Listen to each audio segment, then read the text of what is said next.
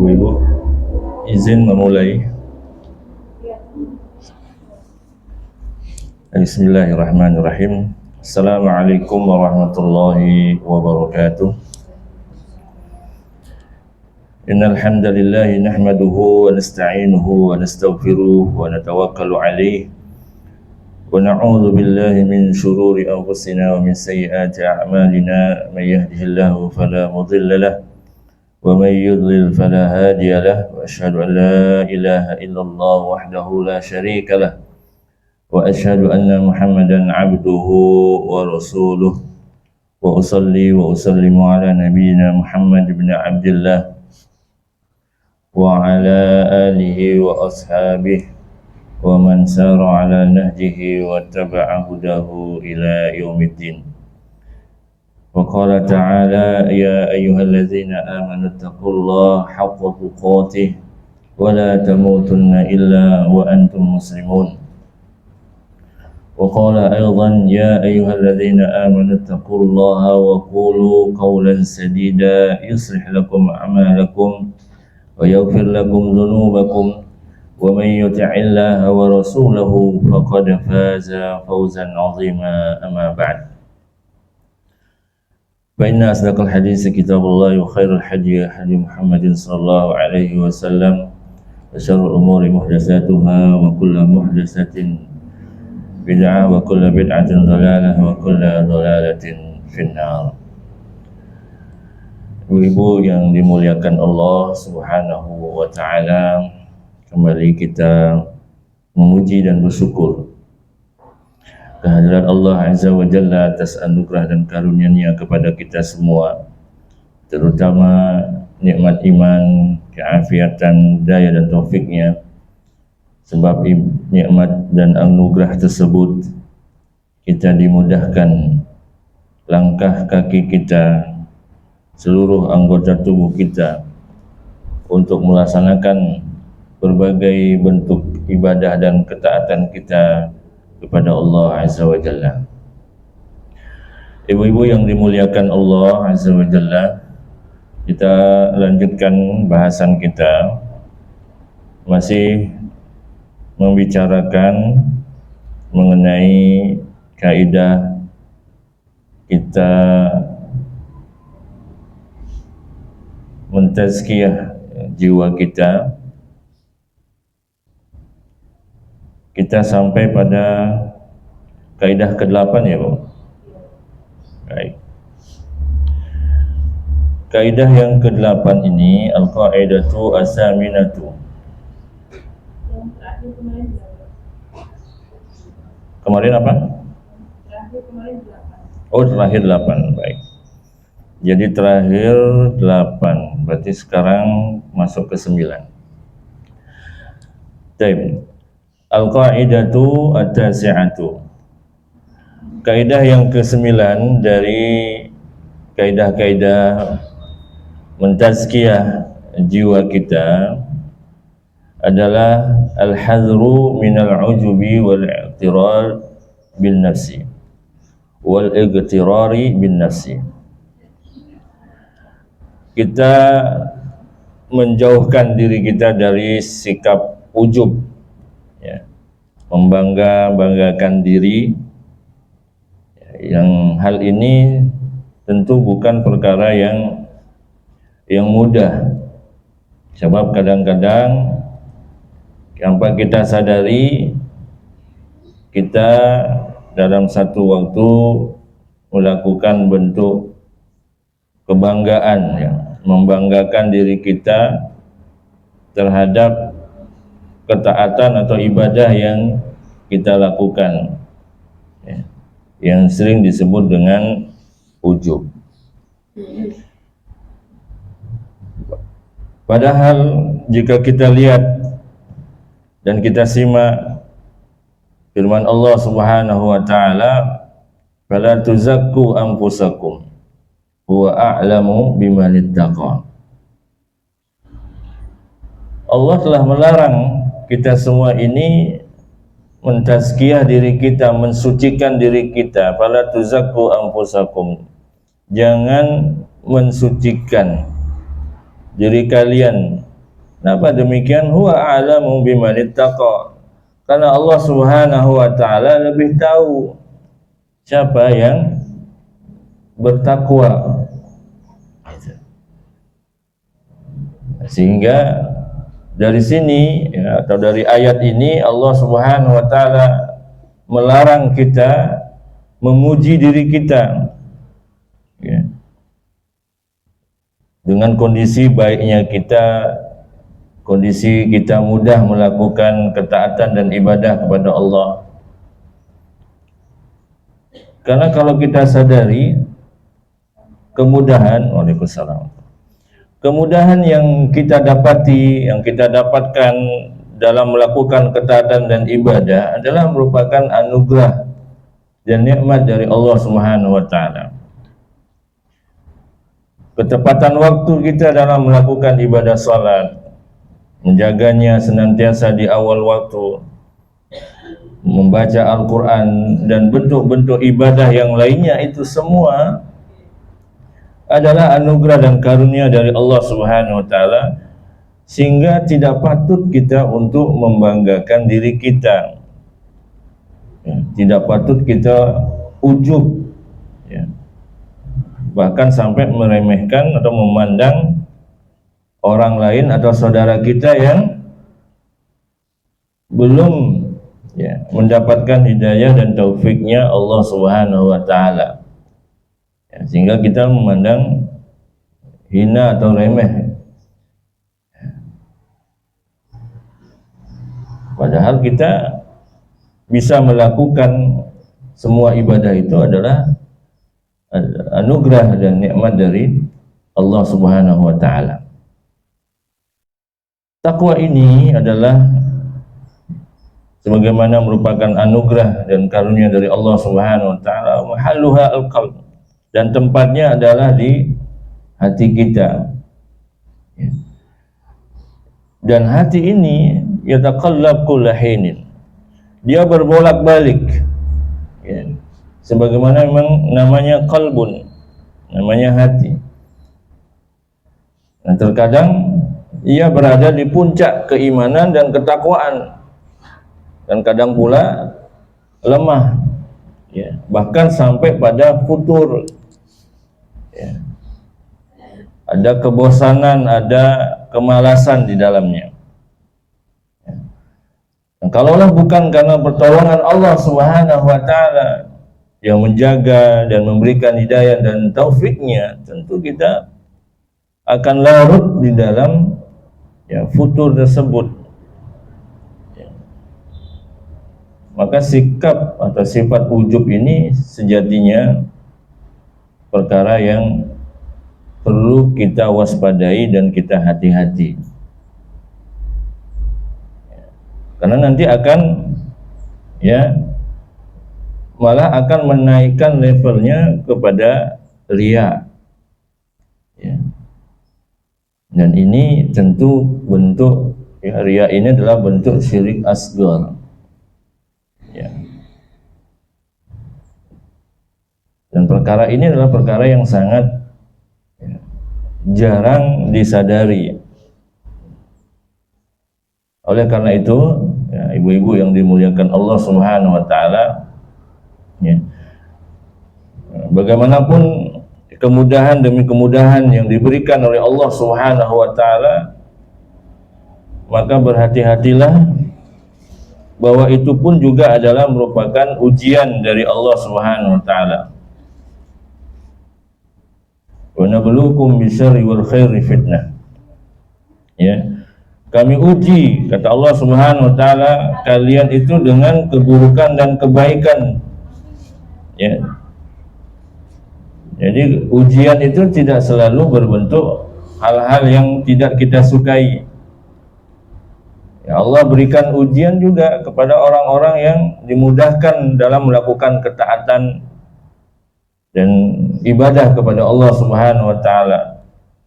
Jangan sampai itu membuat kita ujub.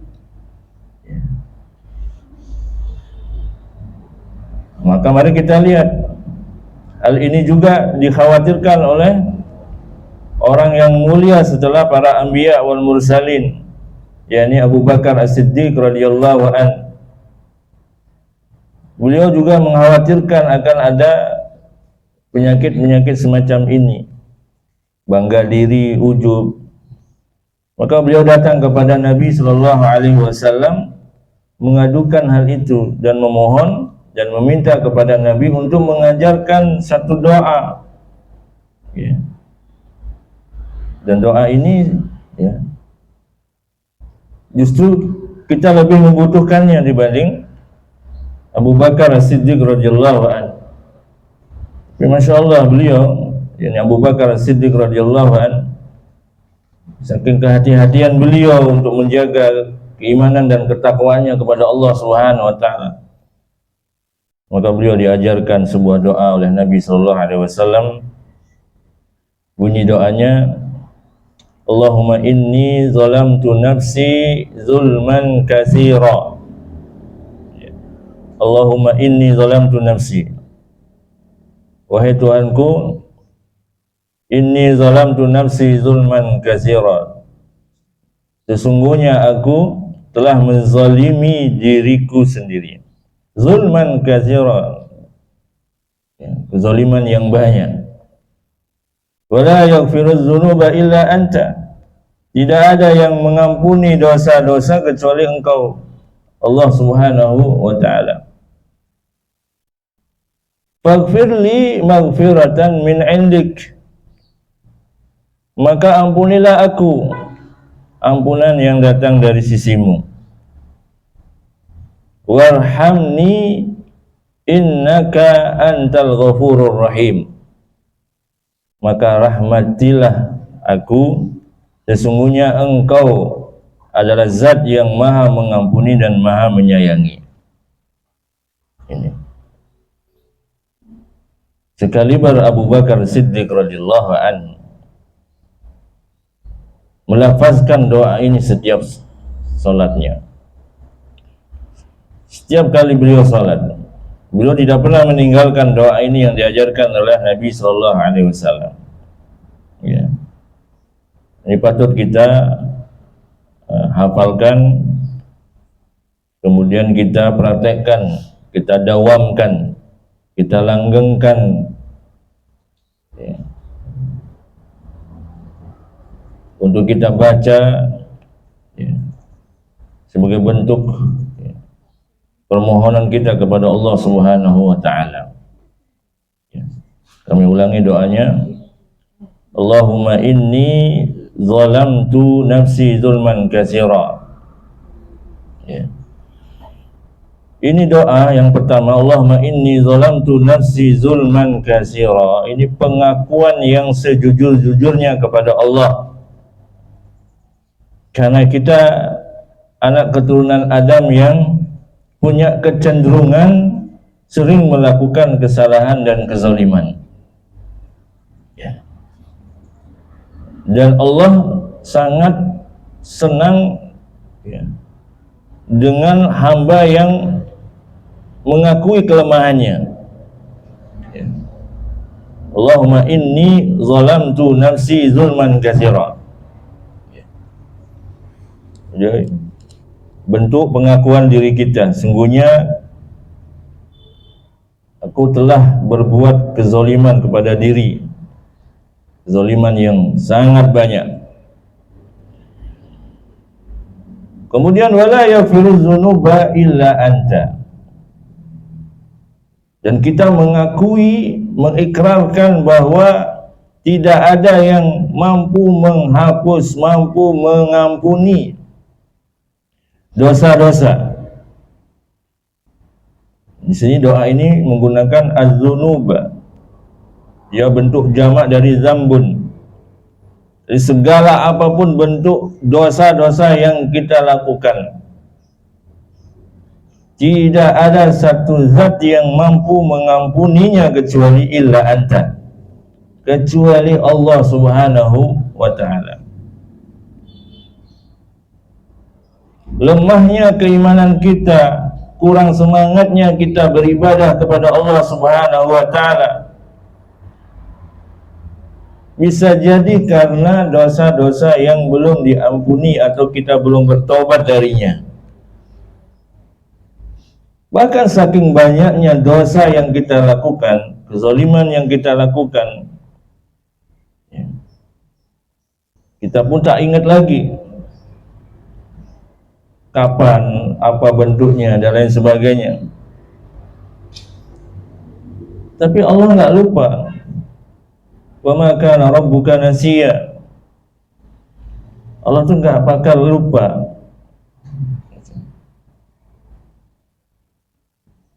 Maka wala yaghfiru dzunuba illa anta, ini pengakuan dan pengikraran. Ya. Tidak ada yang bisa menghapus, mengampuni dosa-dosa kita kecuali Allah Subhanahu wa taala. Maka barulah kita memohon faghfirli. Faghfirli, maka ampunilah aku.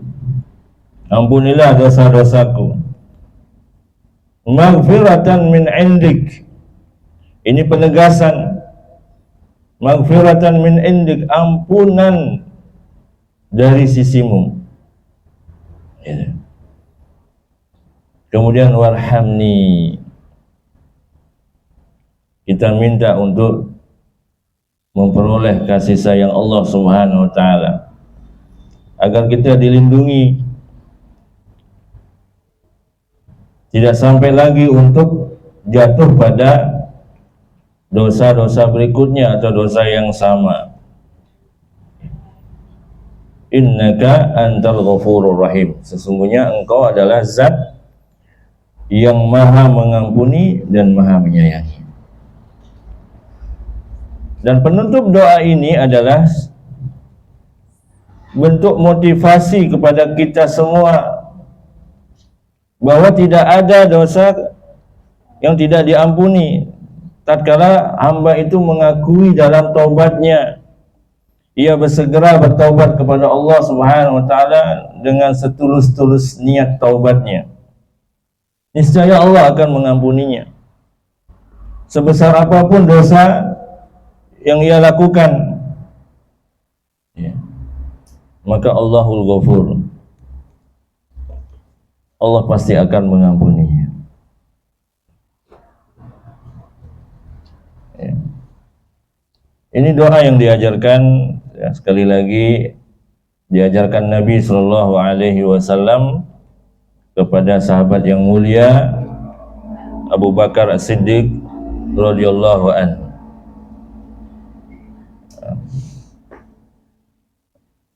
Ibu-ibu yang dimuliakan Allah Subhanahu wa taala, Imam Hasan Al-Basri, ya, menggambarkan bagaimana sih seorang mukmin itu, ya, dibanding dengan orang-orang munafik.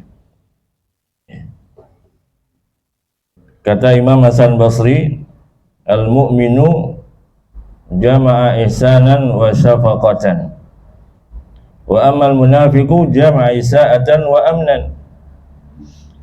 Orang mukmin itu mengumpulkan, ya, di antara kebaikan dan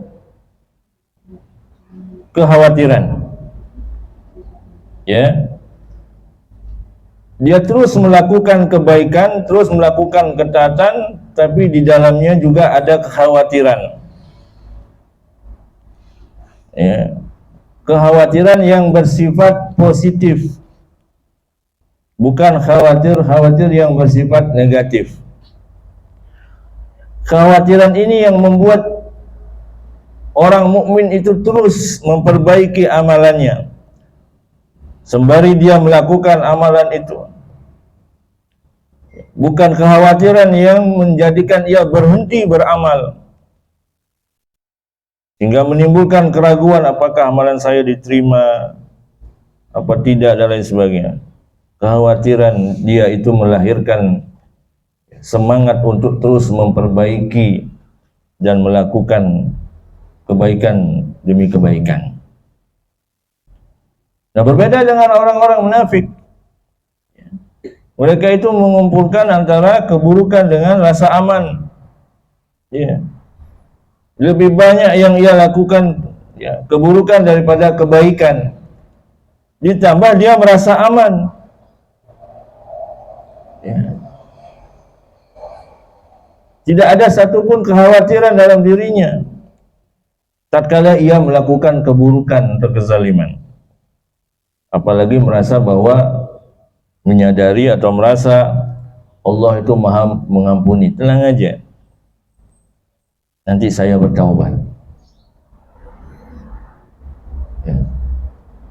Ini rasa aman yang melahirkan ya sifat negatif yang membahayakan. Ya. Berbeda yang tadi, orang mukmin yang punya khawatiran, ya, rasa takut, ya, yang itu menjadikan dia semakin bersemangat menjaga amalan dan ketaatan dan ibadahnya kepada Allah Subhanahu wa taala.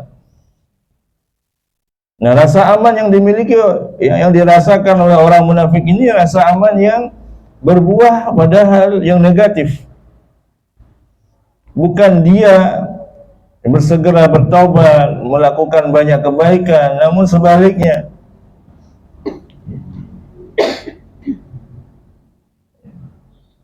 Jadi merasa aman ya, bahwa nanti juga Allah akan mengampuni dosa-dosa saya.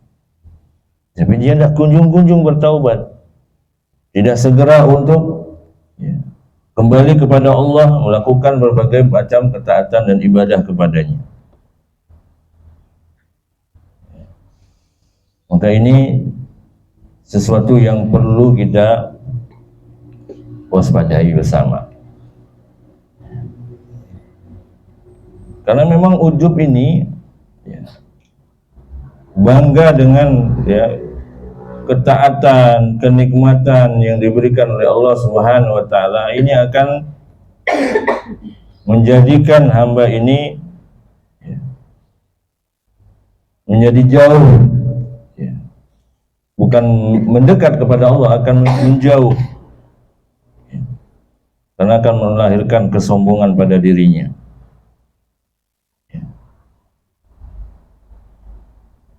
Karena ini telah dilakukan oleh iblis laknatullahi alaihi. Karena memang dulu dia adalah hamba yang paling taat, yang paling paham bagaimana beribadah dan taat kepada Allah Subhanahu wa taala. Sikap ujub dia, sikap takabur dia kepada Allah Subhanahu wa taala, memandang hina dan remeh ciptaan Allah yang lainnya, inilah yang akan menghancurkan dirinya. Maka oleh sebab itu, ibu-ibu yang dimuliakan Allah Subhanahu wa taala, kita harus menanamkan pada diri kita, wa ma bikum min ni'mah fa minallah. Ini harus kita tanamkan dalam hati kita, dalam jiwa kita. Wa ma bikum min ni'mah, apapun ya nikmat-nikmat yang ada pada diri kita, fa minallah.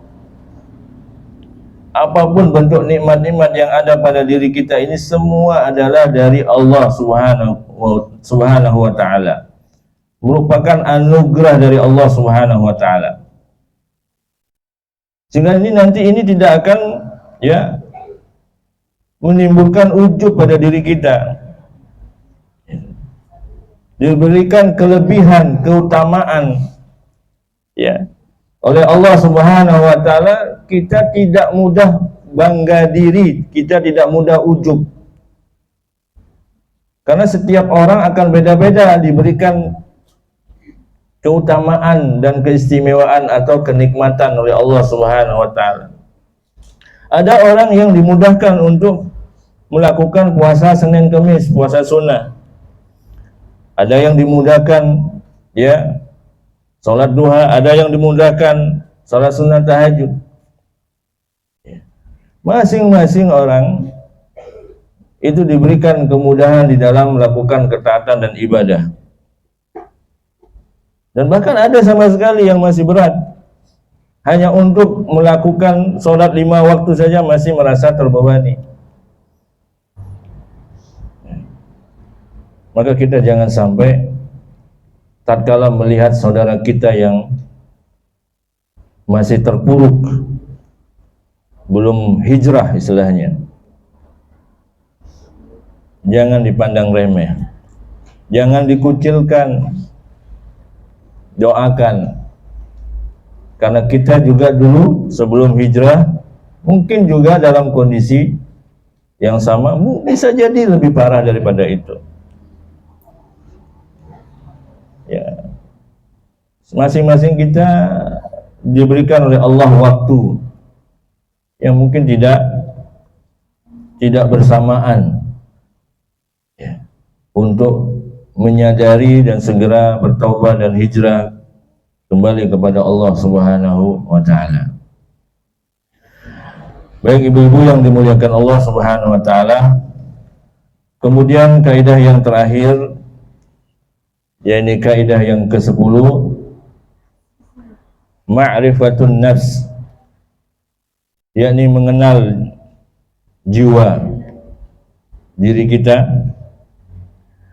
Dan ini adalah sebagaimana kita sampaikan kaidah yang terakhir, dan dari sini nanti akan berkembang pembahasan-pembahasan berikutnya.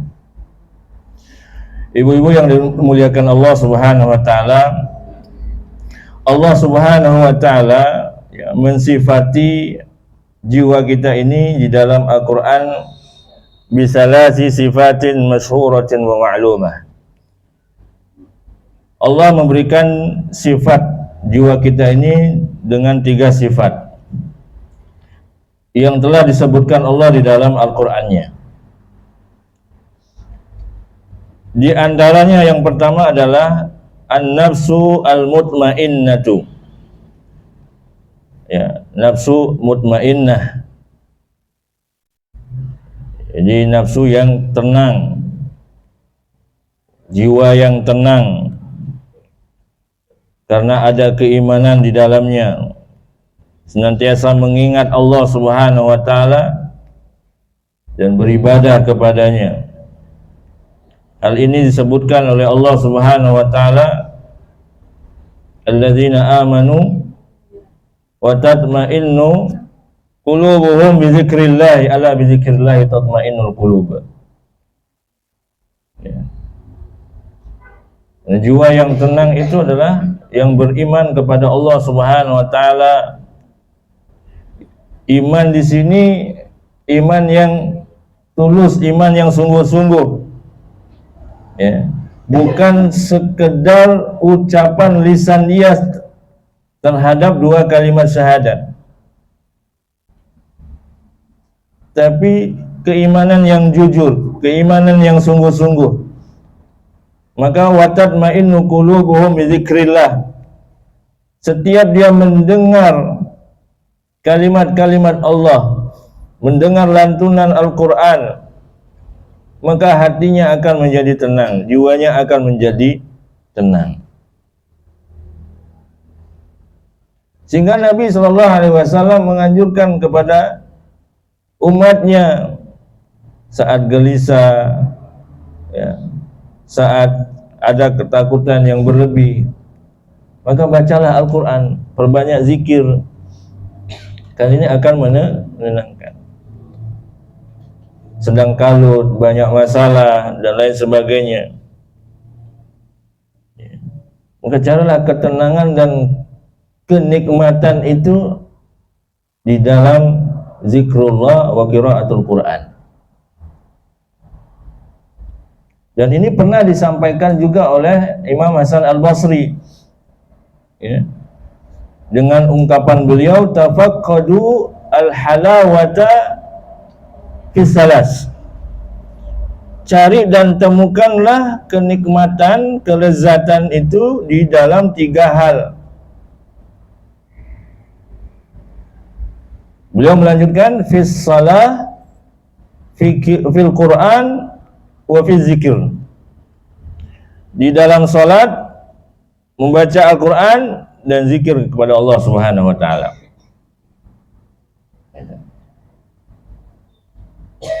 Ketiga hal ini dicontohkan oleh Nabi dan para sahabat radhiyallahu anhum ajmain. Nabi kalau banyak masalah, dideru berbagai macam masalah dan ujian, beliau banyak melakukan salat.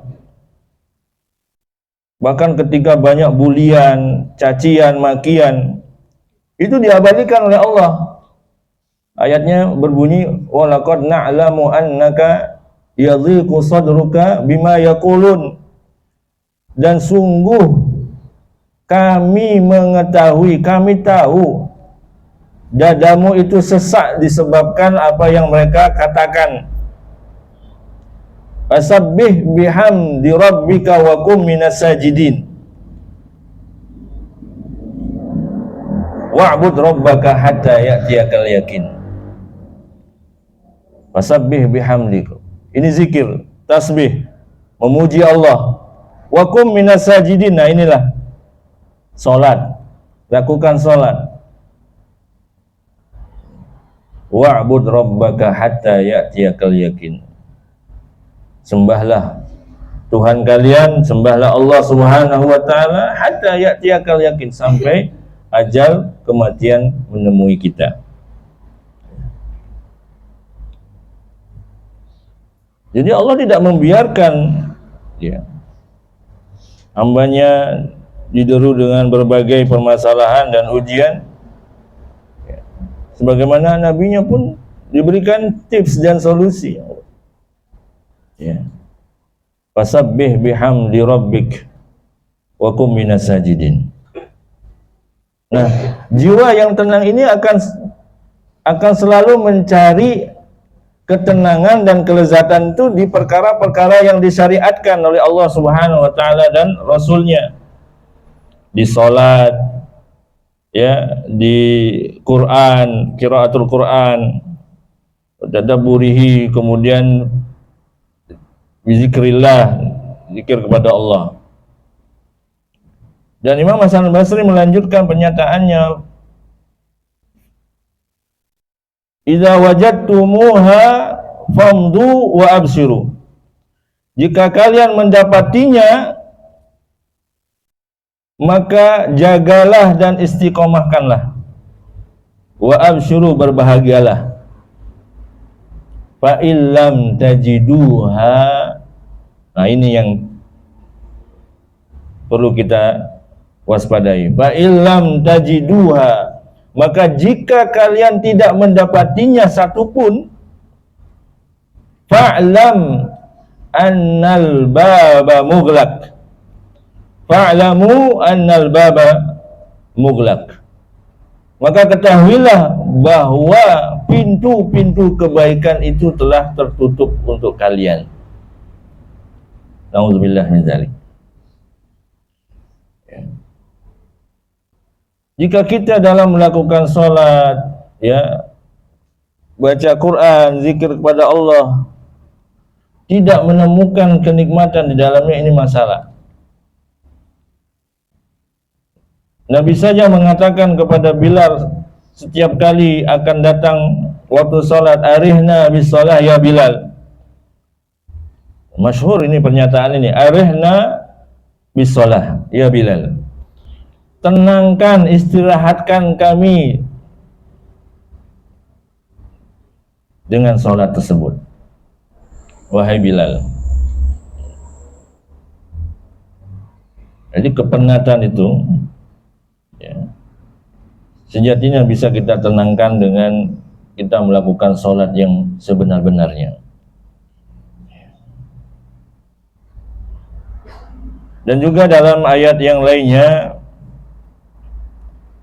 kita bisa lihat di akhir-akhir surah Al-Fajr, ya ayyatuhan nafsul mutmainnah, wahai jiwa yang tenang, irji'i ila rabbiki radiyatan mardiyah, kembalilah kepada Rabbmu radiyatan mardiyah, dengan seridha-ridhonya.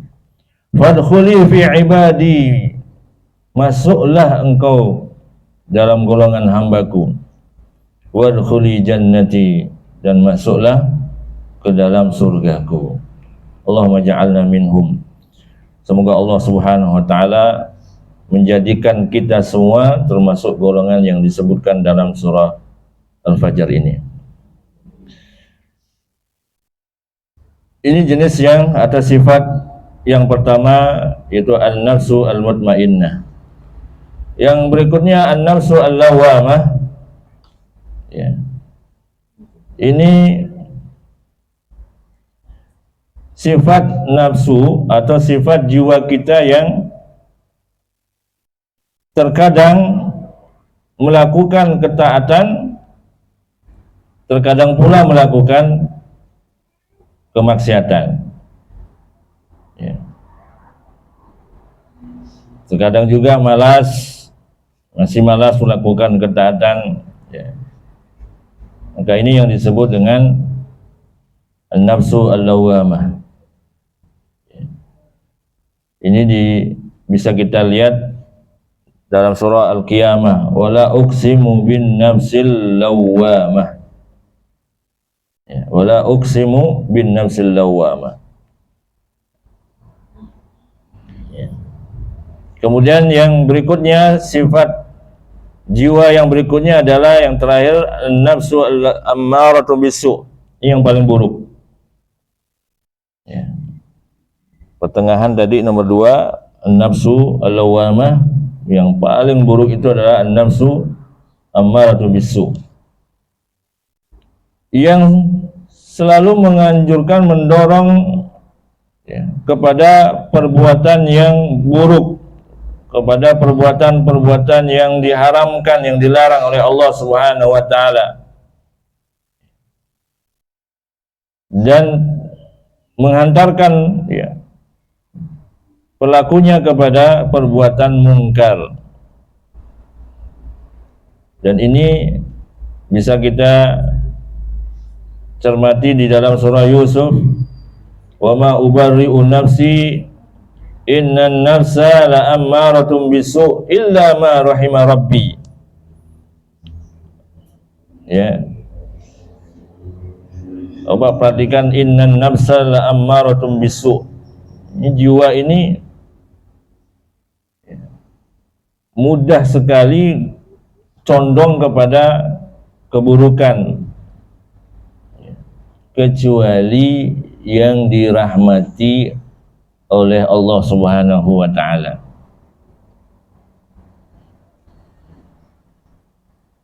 Ini kuncinya di sini, illa ma rahima rabbi.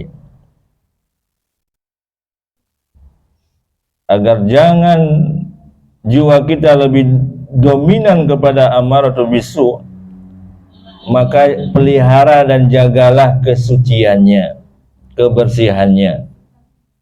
Agar apa? Agar rahmat Allah Subhanahu wa taala senantiasa membersamainya. Karena itu yang akan melindunginya daripada perkara-perkara keburukan dan kemungkaran. Karena ketiga sifat nafs ini masing-masing ada pada diri kita, tergantung sekarang yang mana lebih dominan. Maka itulah kita mengusahakan ya, dengan kita berdoa kepada Allah Subhanahu wa taala agar ya kita terlindungi dari nafsu ammarah ini yang selalu saja mengajak kepada keburukan dan kemungkaran. Nah, ibu-ibu yang dimuliakan Allah Subhanahu wa taala, penjelasan kami cukupkan sampai sini dulu agar ada waktu untuk bertanya, sebab jam 9 kami izin untuk menghadiri agenda berikutnya. Wassallallahu ala nabiyina Muhammad wa ala alihi wa sahbihi wasallam.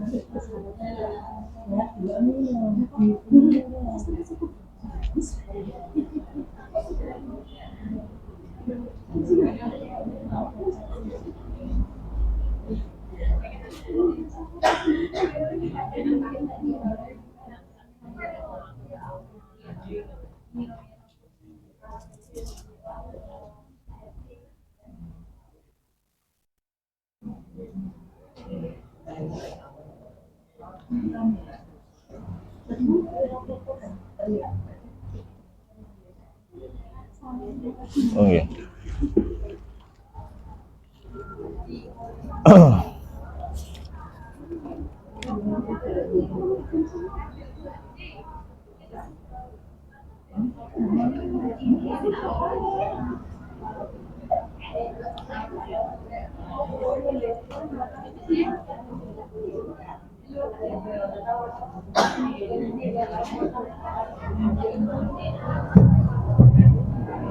Ibu-ibu, mohon waktunya. Ini ada pertanyaan. Bismillah.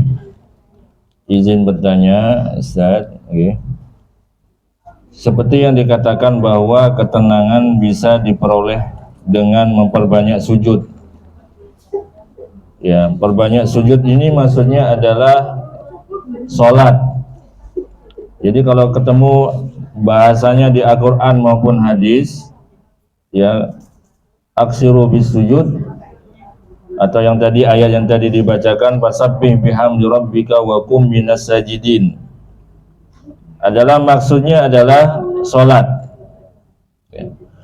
Pertanyaannya adalah apa niatnya atau niatnya bagaimana?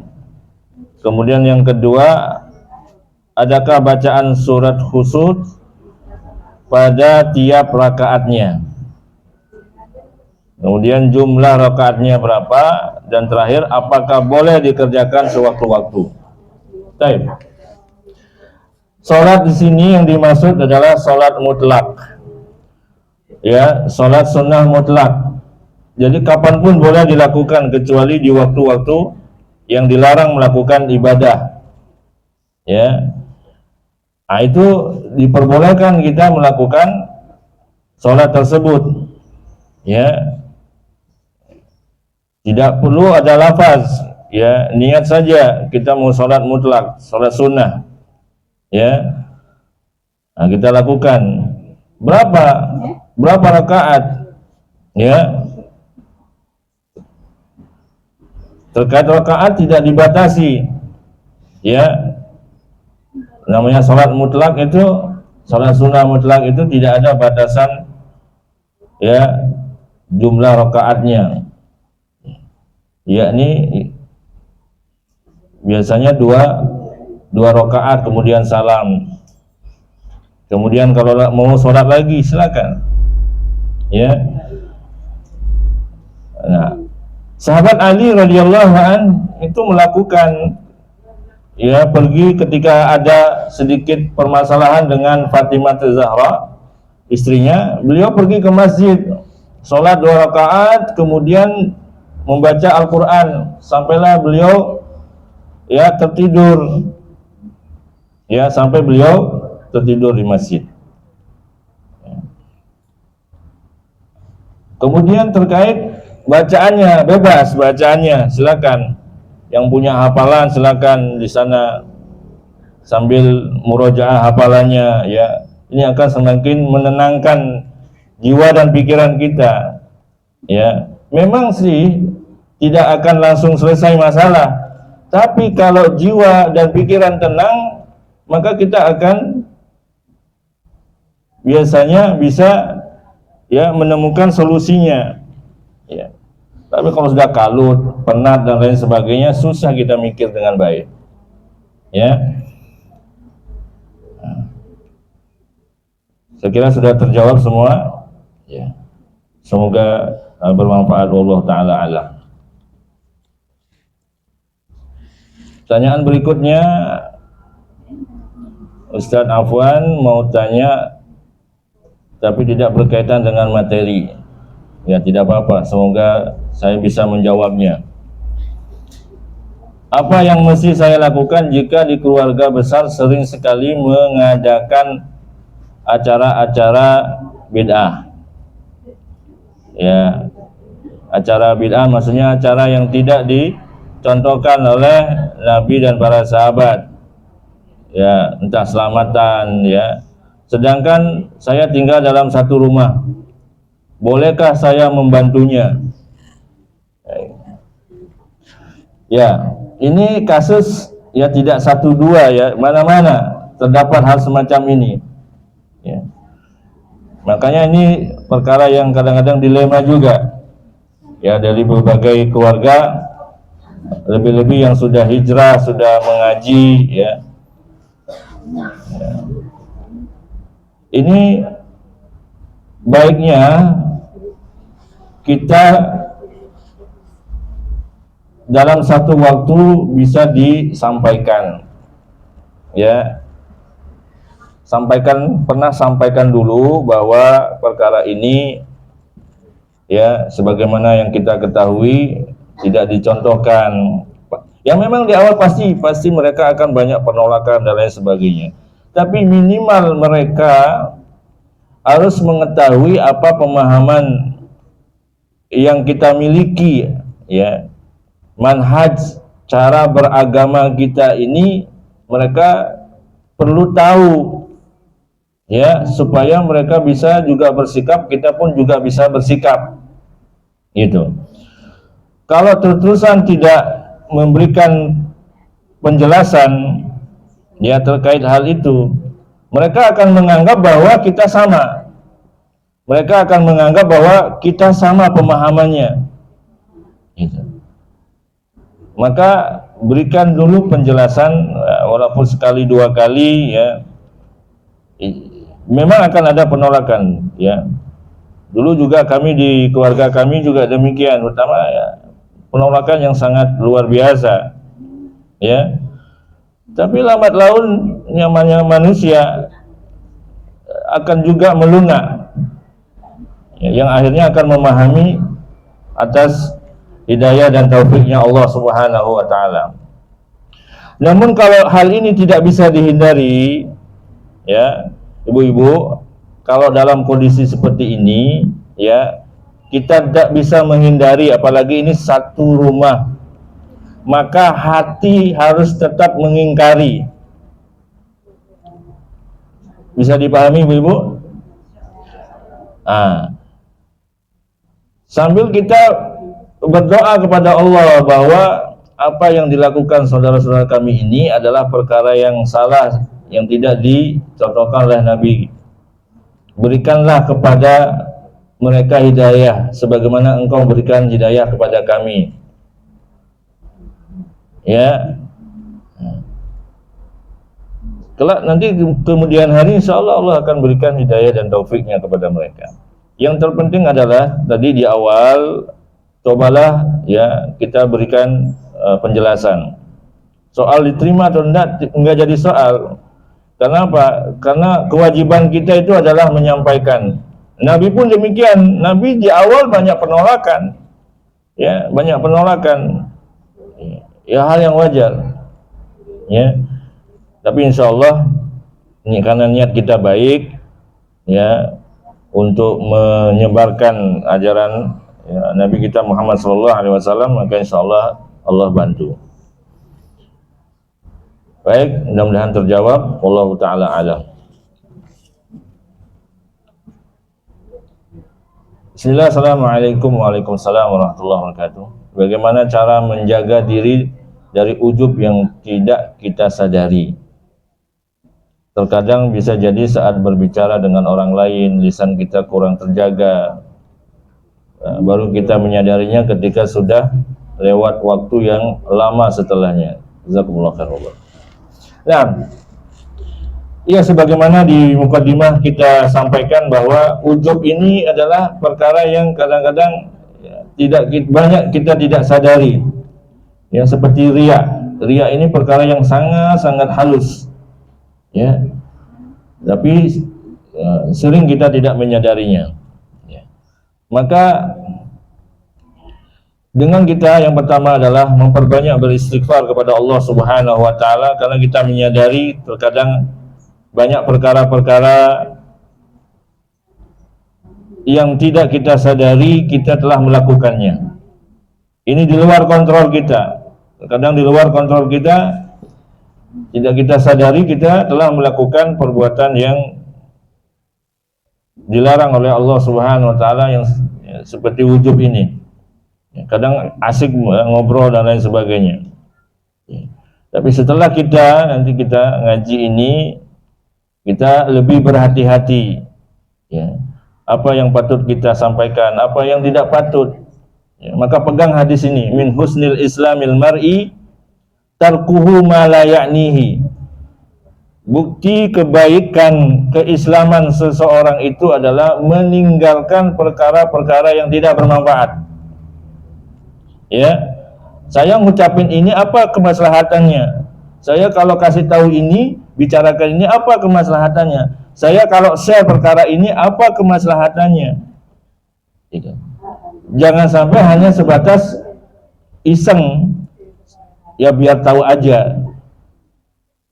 atau sifatnya kepo dan lain sebagainya.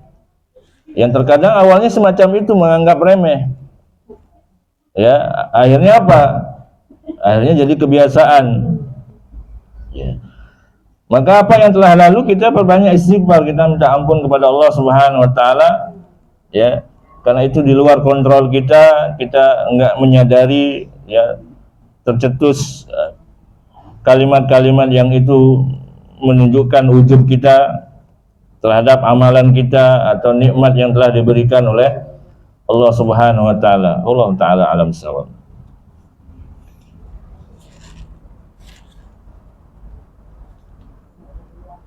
Baik, mohon maaf kami cukupkan. Semoga bermanfaat apa yang kita pelajari pada hari ini dan Allah berikan taufiknya, kemudahan untuk mengamalkannya. Kurang lebihnya mohon maaf. Subhanakallah hamdika asyhadu an la ilaha illa anta astaghfiruka wa atubu ilaik. Wassalamualaikum warahmatullahi wabarakatuh.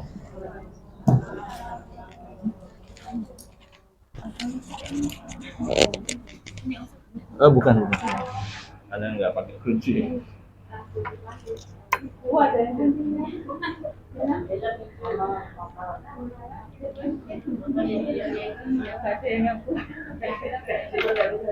Mungkin hebat.